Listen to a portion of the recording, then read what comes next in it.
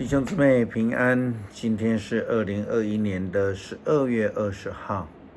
今天的经文是诗篇113篇，创世纪25章第19到28节，歌罗西书第1章15到20节。今天要跟大家分享的主题是相争。很多的人谈到了以撒的双胞胎儿子的时候，对于这个双胞胎的弟弟雅各多有意见，因为从他还没有出生就发生了彼此相争的情况。圣经的观点这样告诉我们，他就是利百加，他怀的是双胞胎。胎儿在腹中相争，他说：“我为什么这么苦命呢？”他就求问上主，上主回答：“2个国家在你的肚子里，你要生出2个彼此敌对的民族，一个要比另外一个强，大的要服侍小的。”雅各代表了许许多多的人的一种人格特质，特别当我们如果大家都想到自己的权利的时候，这样特质是相通的。雅各这个抓着不放的这个人，他就显示出在出生的那一刻刹那，那圣经说他生产的时候到了，生了双胞胎。第一个出来的身体带着红色，浑身长毛，穿了毛皮衣，所以他的名字叫做以扫。第二个出来的手紧紧地抓住以扫的脚跟，所以他的名字叫做雅各。他们出生的时候，以撒60岁。从另外一方面来看，我们看到雅各的处境，它也代表了上帝给这些喜欢相争的人一个非常重要的警惕。因为在整个过程里面，事实上雅各为了自己的贪心、自己的欺骗以及相争的个性，付出了极大的代价。相争相对的也出现了2种比较特殊的状况。一个我们看到的是以扫，他看清了长子的名分。以扫他看中的竟然是那种非常便宜可以及时得到享乐的这种红豆汤。这着实的提醒了基督徒在我们的生命当中，我们应该要学习看重的事情。或许那看不见的上帝赐福，虽然不比那看得见的短暂的享乐容易亲近，但是我们应该学习看重那永恒的赐福。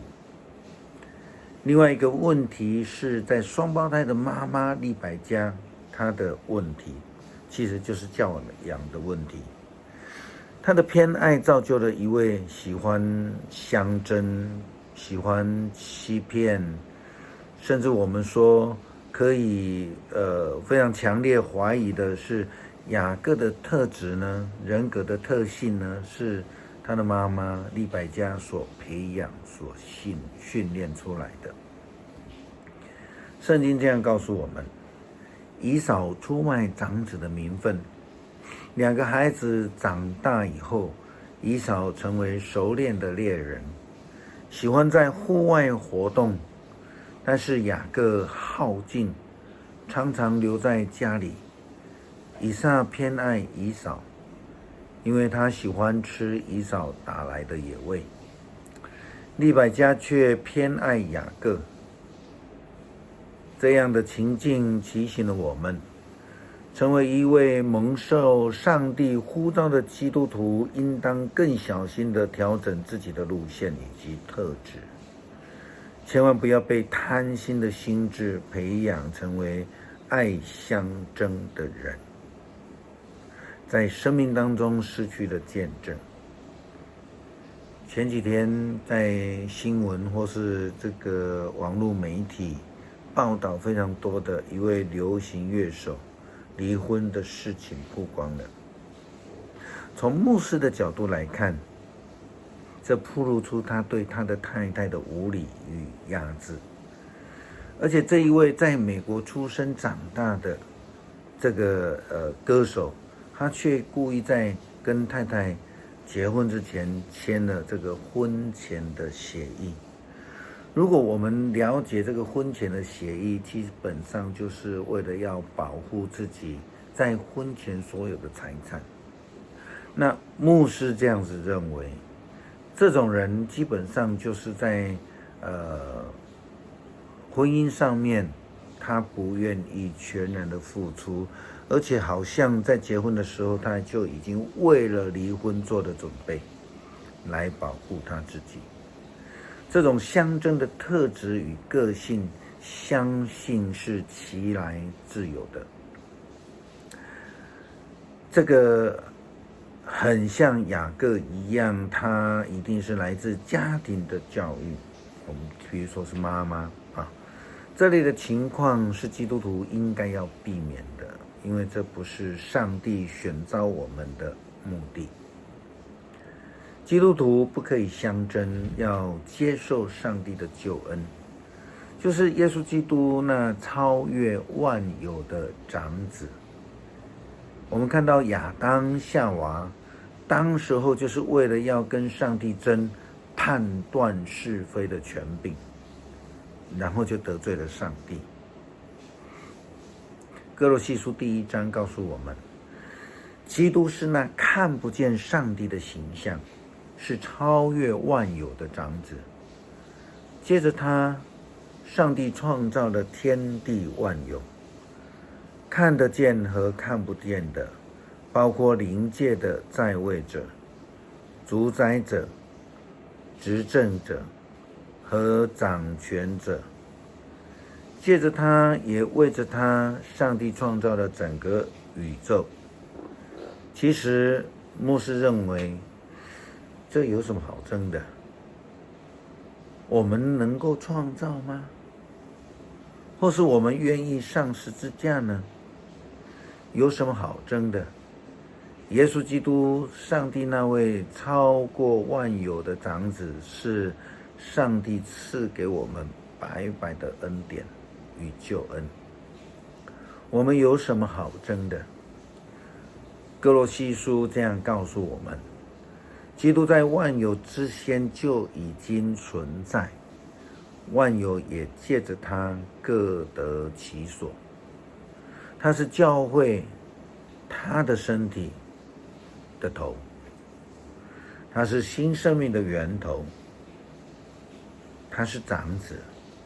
首先从死里复活，目的是要在万有中居首位。上帝亲自决定使儿子有他自己完整的特质，借着儿子，上帝决定使全宇宙再跟他自己和好。上帝借着他儿子死在十字架上，成就了和平，使天地万有再归属他。基督徒是要相争还是领受呢？哪一个是上帝的旨意呢？相争好呢，还是领受救恩好呢？这还不够清楚吗？我们要一起来读诗篇113篇。诗篇113篇要赞美上主，上主的仆人啊，要颂赞。